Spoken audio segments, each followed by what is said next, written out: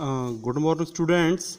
Dear students, in the previous lecture, we were discussing about what is moment of inertia, theorem of parallel axis, and theorem of perpendicular axis. So, our next topic is moment of inertia of plane figures. So, first, moment of inertia of a rectangular section of width B and depth D. So, this is a rectangular section A, B, C, D. B is the width of the section and D is the depth of the section. So G is the center of gravity and x-axis is horizontal axis passing through the center of gravity of the section. So now consider an elementary strip of width B and thickness dy at a distance y from the x-axis. So this is a strip. Width of the strip is B and thickness of the strip is dy. So this strip is considered at a distance y from the x-axis. Then area of the strip, this is equal to width into thickness, that is B into dy is the area of the strip. So then moment of inertia of the strip about x-axis, this is equal to B dy into y square. So this is from the definition of moment of inertia, that is the definition of moment of inertia is product of the area and square of the distance of the CG of the area from an axis is the moment of inertia of the area about that axis. So this is the B into dy area and y square, this is the square of the distance from the axis x-axis. So moment of inertia of the strip about x-axis, area into square of the distance, that is B dy into y square, B y square dy. So then moment of inertia of the total section, moment of inertia of the whole section about x-axis is given by integrating this value within the limits from minus dy2 to dy2. So moment of inertia of the whole section about x-axis, by square dy integration, limits of integration minus dy2 to dy2 plus dy2. So b is constant taking outside from the integration sign, so b y square dy. So then by simplifying this we get ixx, so by 3, so y cube upon 3. So putting the limits, so then upper limit minus lower limit, and by simplifying this we get moment of inertia of the whole section, this is equal to b d cube upon 12. This is the moment of inertia of this rectangular section about x-axis.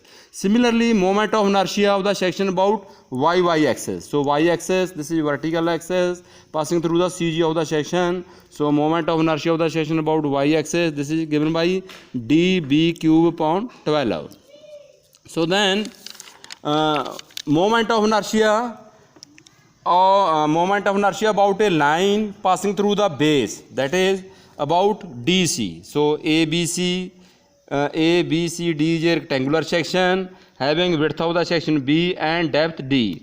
So now we have to determine the moment of inertia this rectangular section about DC, that is about base.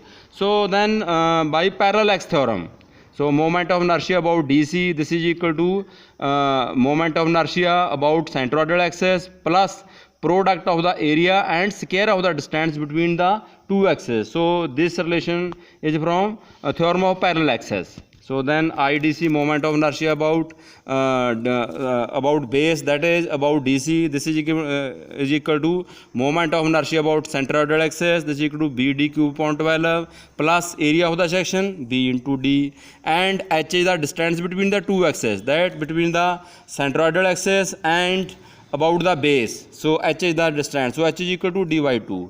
So dy2 square, then by simplifying this we get moment of inertia of this rectangular section about base, this is equal to bd cube upon 3. So then next is moment of inertia of hollow rectangular section. This is hollow rectangular section. Capital B is the width of the large rectangle and capital D is the depth of the large rectangle. Then small rectangle, so its dimension B is the width and small d the depth is cut out from this large rectangle. Then we get a hollow rectangular section in this as shown in this figure. So then moment of inertia about x-axis, this is equal to BD cube upon 12. So capital B, capital D here, small b, small d. So moment of inertia about x-axis, BD cube upon 12 minus BD cube upon 12. So and moment of inertia about y-axis, this is equal to DB cube upon 12 minus DB cube upon 12. So then moment of inertia of the circular section.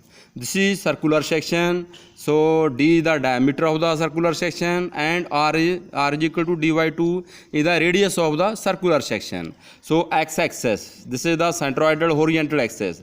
X-axis is the centroidal horizontal axis and y-axis, this is centroidal vertical axis. These x-axis and y-axis, they are mutually perpendicular to each other. So third axis is z-axis. So z-axis, it is perpendicular to the plane of the paper. This z-axis is perpendicular to x-axis and y-axis respectively. So then moment of inertia of this circular section about z-axis, about polar axis. This z-axis, this is also called polar axis. So perpendicular to the plane of the paper, z-axis or polar axis, moment of inertia about z-axis, this is given by pi d4 upon 32. So then IZZ, moment of inertia about z-axis, this is equal to moment of inertia about x-axis plus moment of inertia about y-axis. This is from theorem of perpendicular axis. So what is the theorem of perpendicular axis? Moment of inertia about an axis, this is equal to the about polar axis. Moment of inertia about z-axis, this is equal to moment of inertia about x-axis plus moment of inertia about y-axis. This is theorem of perpendicular axis. So by applying theorem of perpendicular axis, we get a moment of inertia of this circular section about x-axis. This is equal to I-x-x, this is equal to I-y-y, this is equal to pi d4 upon 64. So then moment of inertia of hollow circular section. This is hollow circular section. Capital D is the diameter of the large circle and small d. So a small circle is cut out from the large circle, then we get a hollow circular section as shown in this figure. So then moment of inertia about x-axis is equal to moment of inertia about y-axis. This is equal to pi upon 64 d4 minus d4. So about z-axis, by applying theorem of perpendicular axis, moment of inertia about polar axis or about z-axis, this is equal to moment of inertia about x-axis plus moment of inertia about y-axis. So this is equal to moment of inertia about z-axis, this is equal to pi upon 32 d4 minus d4. Thank you.